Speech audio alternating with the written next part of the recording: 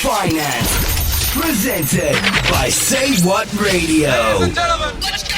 Hit it! Show me the money! What's up, y'all? It's your girl, Starr Washington, and you are tuned in to a brand new episode of What the Finance.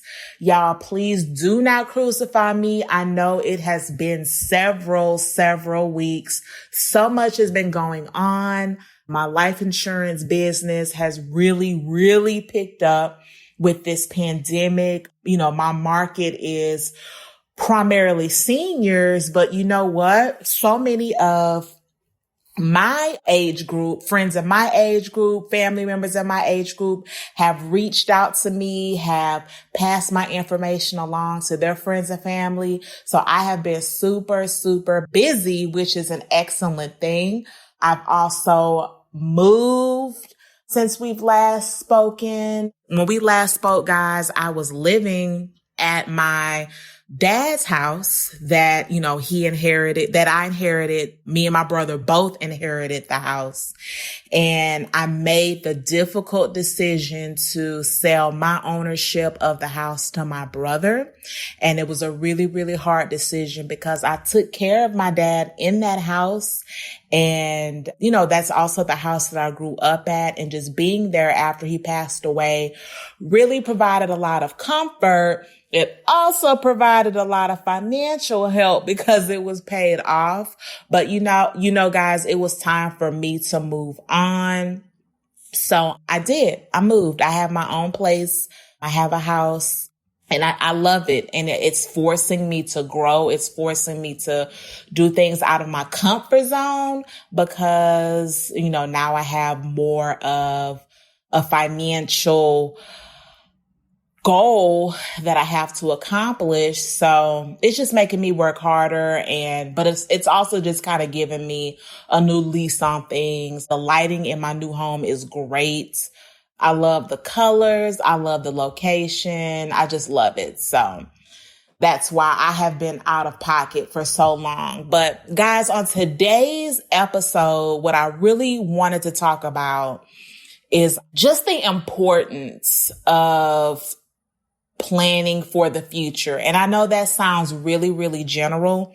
I know that you guys hear that all the time. But man, y'all, I sit with people at their dinner tables who are at the end of, you know, they're at the end of life. Not saying that they're about to die anytime soon, but my market is people 65 and older. So most of them are done working. I even sit with people who may be a little bit younger who are no longer working because they are disabled. And I ask a ton of questions. The people who are very healthy later in life, I always ask them, what's the secret? The people who have happy marriages, I always ask them, what's the secret? The people who are in a good financial place, I always ask them, what's the secret? But you know, guys, I don't get to ask too many people about what's the secret in regards to finances because about 99% of my clients aren't in a good financial place. And what really trips me out about the whole thing, and I will shout this off the rooftops to anyone who will listen, is that a lot of these people, not a lot, most of them made excellent decisions growing up. They did what they were supposed to do. I sit with former teachers, respiratory therapists, attorneys, corporate professionals, blue collar workers. The one guy that I just got off the phone with that actually inspired me to do this podcast today, he used to work for Department of Defense, making $200,000 a year, traveling all over the world, everywhere he wanted to go, had all this vacation time, had a beautiful, huge home in the suburbs right outside of Houston. And when I met with him that day, he was actually moving into a really small apartment. So as I started to just get his story, because I don't know, just by talking to this guy, I could tell that, you know, his situation wasn't always his situation. I could just tell that there had been a sudden change in his lifestyle. But anyway, this gentleman was 55. He was diagnosed with the skin disease that causes your skin to tighten up really, really hard. It could also sometimes affect your organs. But anyway, the skin disease is called scleroderma. So anyway, he could not work any longer. So he had to file for disability. This gentleman went from making $200,000 a year working for the Department of Defense to making $1,900 a month in disability. And to be honest, the only reason his disability was as high as it was is because he used to make so much money. I sit with people who are on disability all the time that are even older than him, that aren't quite withdrawing Social Security. So, and a lot of times they're making 11, 12. I've even seen 900 a month. But anyway, so he went from making $200,000 a year to $1,900 a month. That was his income. He saved, he had a 401k and all of that. But the thing is, when you're on disability and you're that young and you're not Social Security age, he doesn't get any Medicare. And I believe, and I said I would check for him, that he makes too much to get Medicaid. I am also licensed in Medicaid, so I told him I'd check when I told him today that his policy got approved. But I know he never imagined that his life would be like it is today. But anyway, the reason why he was moving is because his wife divorced him because, their whole lifestyle changed. She went from being the wife to, a pretty successful guy to the wife of someone who was basically now bringing in income under the U.S. poverty level. Okay. And he could no longer afford the home. He could no longer afford the lifestyle. And I'm not saying that she was right for that. I'm not saying she was wrong for that. Of course, I'm not getting the 100% side of the story because I was just talking to him. But the thing is, his change in income, his change in his health made a drastic change to his entire life. So the one thing I see from retirees, from older people, or people who are no longer working, who don't have to struggle financially, the one thing they did when they were younger, when they were in their prime working years, is that they diversified their income. I'm not talking about saving. I'm not talking about 401k. What they did was either purchase properties or purchase stocks, bonds, something that allows them to now get passive and residual income in addition to what Social Security provides or in addition to what disabilities provides.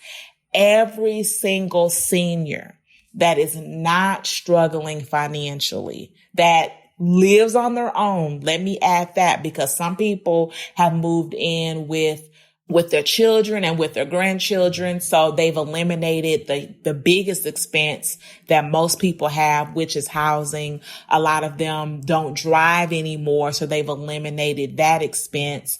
So no, I'm not talking about people who've just basically just cut down on their expenses because they were blessed to do so. I'm talking about people who still have a home, still live independently, still drive, still spoil their grandkids, can go out to eat with their girlfriends, can get, cosmetic procedures. And I'm not talking about anything as drastic as plastic surgery, but I mean getting their hair done, their nails done, getting pedicures, massages, just people who wanted to maintain their same level of life as when they were working. The one thing they did is they diversified their income outside of savings.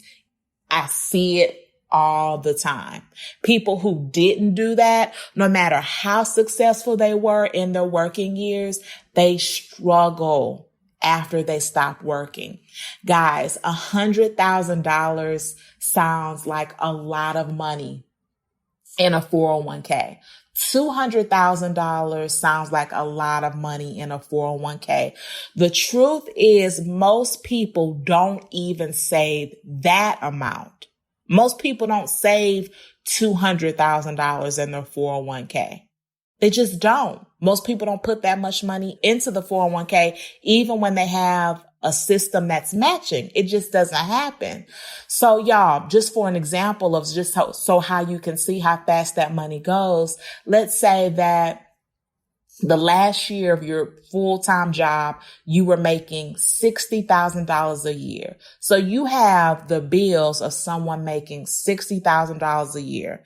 Now, all of a sudden, you're withdrawing Social Security. You either can't work anymore or you don't want to work anymore. So let's say now your Social Security is $1,800 a month. Let's just say that, $1,800 a month. Okay. You went from making over $3,000 a month to now you're making $1,800 a month. So where do you think the extra money is going to come from? You're going to start pulling month after month after month from that 401k. You're going to start pulling from it.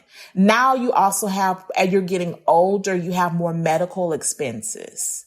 Okay. You don't have that great health insurance that you had at your corporate job. Medicare is, a blessing, but guys, it's not as great as I think we paint the picture in our head, especially when you're not destitute, because you still have out-of-pocket expenses. Okay. So now you're pulling money to basically supplement your living expenses month after month. You also need to pull out money for maybe an unexpected medical expense or medical bill that's not covered. Okay, now your grandchildren have graduated from high school. You want to be able to give them a nice gift. Maybe your daughter fell on hard times. You want to be able to give her a little bit of cash to help her get on her feet. Y'all, the money is gone. The money is gone. In the matter of 5 or 6 years, the money is gone.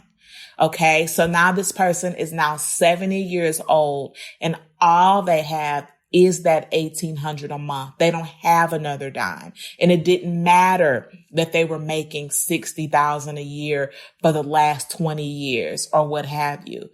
Once they're done working, that income stops and all they have is what Social Security provides and maybe the little bit in their savings. Guys, saving in a 401k is not enough. Saving is not enough. And I'm not even talking about wealth building.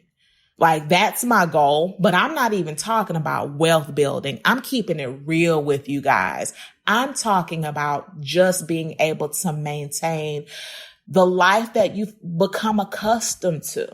I'll never forget when I was working at Geico, my last corporate job before I became self-employed, one of my young coworkers, and I love her to death because I can just have real conversations with her about things like this. She's open to the information. She has a lot of questions. She even helps me with a lot of things.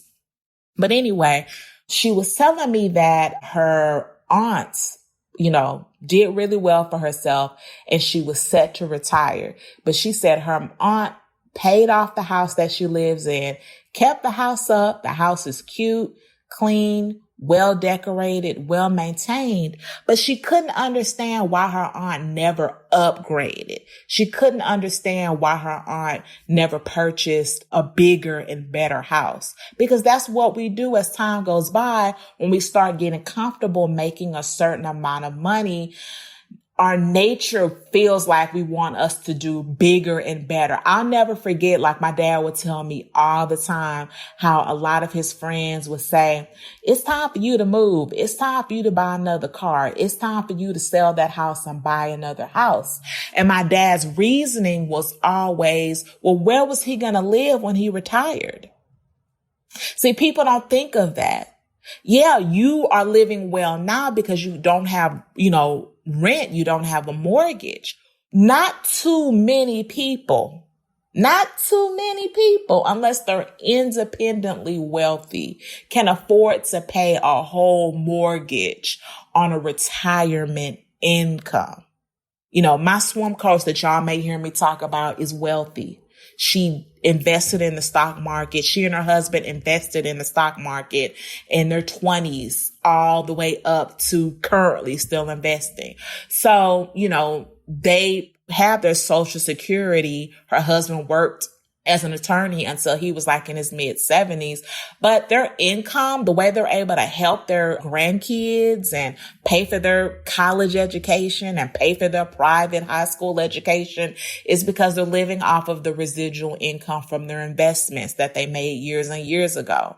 But even her house is paid off. And even her counterparts would ask her why she never upgraded when she has a beautiful home. But it's just like people feel like you should have more, not understanding that it costs more and more to have more. And you have to look at not what your financial situation is currently, it's what is going to be down the line. And if you know that you didn't prepare, like if you're a retiree and you know that all your income is going to be is your Social Security, your savings, and your 401k, why would you get an expense of $1,500 a month? Because if you're upgrading your home, that's exactly what it's going to be. So I explained that to her and she's like, oh, I didn't think of it that way. She didn't think of it that way because she's only 26. And you know what? Honestly, even at 39, I wasn't thinking of it that way.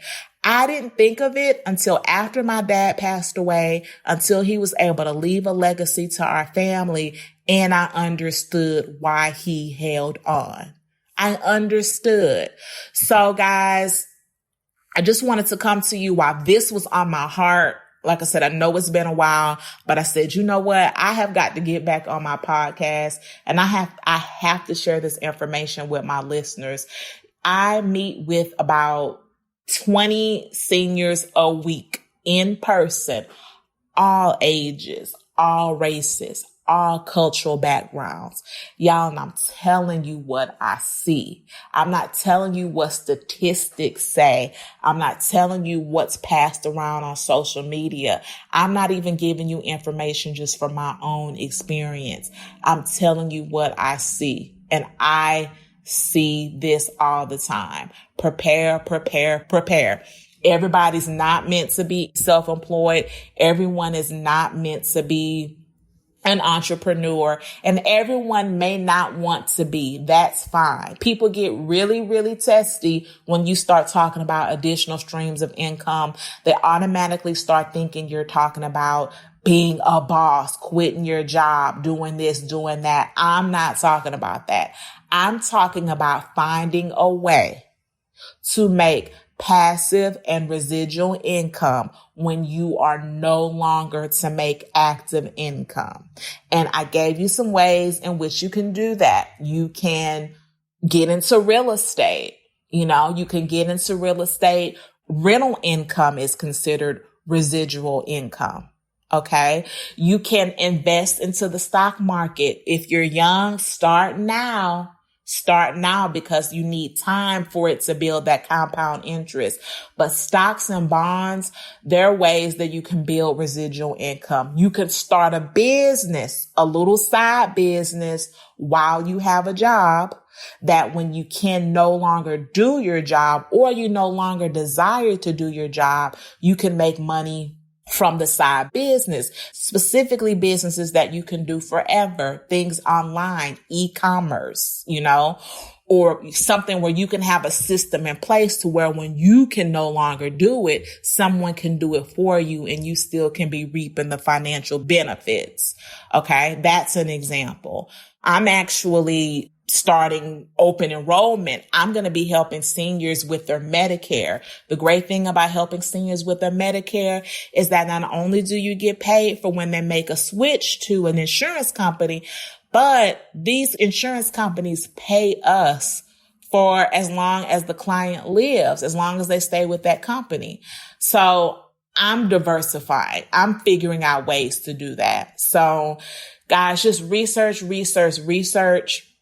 if you have any questions about your options or questions about what I see when I'm out in the field, that's what we say. We're out in the field. And I really feel like, man, I'm out here because, I get to see things firsthand, and it's real, y'all. It's real. The advice that you see floating around about additional streams of income and you can't save your way to wealth, y'all, it's not a lie. I know it seems radical, but it's true. So please take heed, please.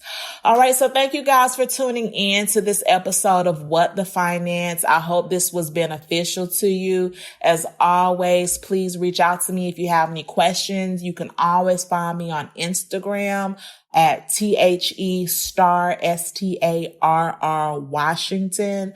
I'm on Facebook at Starr with 2 R's Washington.